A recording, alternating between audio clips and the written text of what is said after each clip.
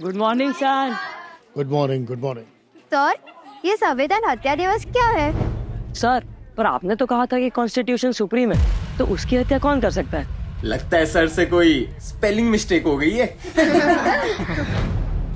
Mistake मुझसे नहीं, 1975 में इस देश को चलाने वालों से हुई है, जिसकी सोच में डेमोक्रेसी के लिए जरा भी रिस्पेक्ट नहीं थी। बच्चों, भारत को आज विश्व में मदर ऑफ डेमोक्रेसी कहा जाता है। हजारों वर्षों से हमारी परंपरा लोक शक्ति की तरह है। और अरे हाँ विशाल, अंदर से मेरा लैपटॉप लेके आ। तो बच्चों, 1947 में हम आजाद हुए, फिर डॉक्टर भीमराव अंबेडकर जी ने हमें हमारा संविधान दिया। पर सर, संविधान की हत्या कैसे हुई? तुम्हें बहुत जल्दी है, रुको जरा, सब्र करो। लगता है तुम लोगों को अच्छी तरह समझाने के लिए मुझे जरा पीछे जाना पड़ेगा। अरे बैठो बैठो बैठो बैठो। अरे वाह, ये लो, लैपटॉप भी आ गया। देखो बच्चों, 1971 में प्रधानमंत्री इंदिरा गांधी थी।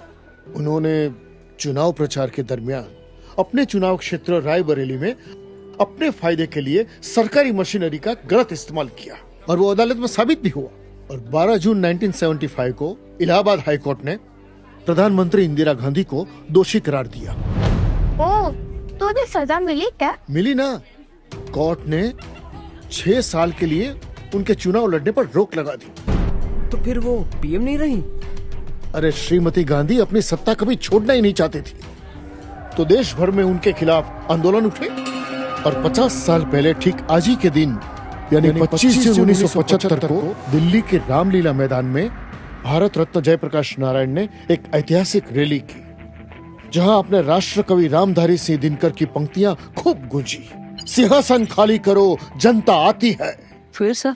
फिर क्या, जब सत्ता के टॉप पर बैठा हुआ कोई भी अपने आप को सिस्टम से भी ऊपर समझता, संविधान का कभी सम्मान न करता हो, उसका क्या हो सकता है?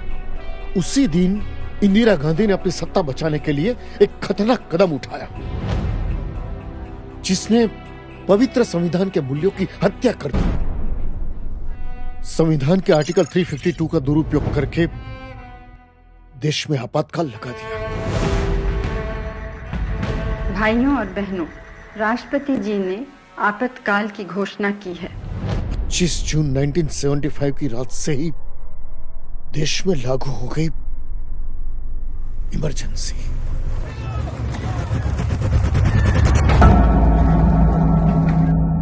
इमरजेंसी में क्या हुआ था सर? देखो बेटा, एक दिन सुबह उठकर न तुम्हारा मोबाइल चले, ना टीवी चले, ना रेडियो पे न्यूज आए, सोशल मीडिया पे ना कोई पोस्ट डाल सको, ना कोई स्टोरी बना के रख सको, तो क्या होता? अरे बाप रे। हाँ, वैसा ही हुआ था। उस समय ना इंटरनेट था, ना मोबाइल। रातों रात कई न्यूज़पेपर प्रेस की बिजली काट दी ताकि दूसरे दिन अखबार न छपे। अरे कई नेताओं को जेल में डाल दिया ताकि वे लोग इमरजेंसी के खिलाफ आवाज न उठा सके। 26 प्रातःकाल मेरे खिलाफ वारंट था। What? एक आजाद देश में ऐसा कोई कैसे कर सकता है? This is dictatorship. अगर मैं तब होती तो इस पर ब्लॉग लिखती। कैसे लिखती तू? तानाशाही ने लोगों के सारे राइट्स का गला घोट दिया था। गला घोट दिया गया था? ओह सर, अब मैं समझा पोस्टर में हत्या शब्द क्यों लिखा है। एक बार नहीं, पीएम इंदिरा गांधी ने बार बार संविधान का मजाक बनाया, बार बार उसमें बदलाव किए, सिर्फ और सिर्फ अपनी सत्ता बचाने के लिए। प्रेस और मीडिया पर कठोर सेंसरशिप लाद दी गई। पुरुषों की जबरन नसबंदी तक उस दौर में हुई। यहाँ तक कि सरकारी अधिकारियों को नसबंदी के टारगेट्स दिए जाते थे, और जो पूरा न कर सके ना, उसको कीमत चुकानी पड़ती थी। यकीन नहीं होता हमारे देश को इतने बुरे दौर से गुजरना पड़ा। ये तो सच में डार्केस्ट पीरियड था सर।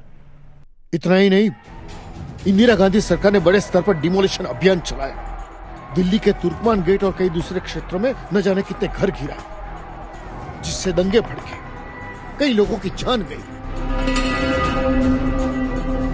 सर, आपने भी देखा था क्या ये बुरा समय? हाँ बेटा, मैंने ही नहीं, आज के प्रधानमंत्री नरेंद्र मोदी जैसे हजारों लाखों युवा ने देश भर में आपातकाल का पुरजोर विरोध किया। देश भर में लगातार प्रोटेस्ट हुए। लोग आर्टिकल्स लिखते थे, छिपकर छापते थे, कार्टून्स बनाते थे, पर्चियां बांटते थे, और जो लोग जेल में बंद थे ना, उनके परिवार को मदद भी करते थे। सर, इस टॉर्चर का आखिर एंड कब हुआ? बेटा, एक दो नहीं, पूरे 21 महीने देश ने ये कालाकाल झेला। और फाइनली जनवरी 1977 में जब लोकसभा के चुनाव हुए तो एज एक्सपेक्टेड जनता ने अपना फैसला सुनाया। इंदिरा गांधी अपने गढ़ रायबरेली से बुरी तरह से हार गई। 21 मार्च 1977 को आपातकाल रद्द हुआ। मोरारजी देसाई प्रधानमंत्री बने। आपातकाल पर जांच बैठी। संविधान के कई सारे बदलाव को अंडू कर दिया। छी, धिक्कार है सर, हमारे देश में इतना कुछ हुआ और हमें पता तक नहीं है। इसलिए तो प्रधानमंत्री नरेंद्र मोदी ने 25 जून को संविधान हत्या दिवस के रूप में घोषित किया है। समझे? तो बच्चों, ये तुम्हारी जिम्मेदारी है कि संविधान के वैल्यूज बने रहे। बच्चों, एक जिम्मेदार नागरिक होने के नाते हम सबका कर्तव्य बनता है कि संविधान के बताए मार्ग पर हम सब चलें और भारत को विकसित देश बनाएं। खूब पढ़ो, खूब आगे बढ़ो। हमारा संविधान हमारे वर्तमान और हमारे भविष्य का मार्गदर्शक है। आज देश में संविधान सर्वोपरि है। आज भारत मदर ऑफ डेमोक्रेसी भी है और लार्जेस्ट डेमोक्रेसी भी। जय हिंद।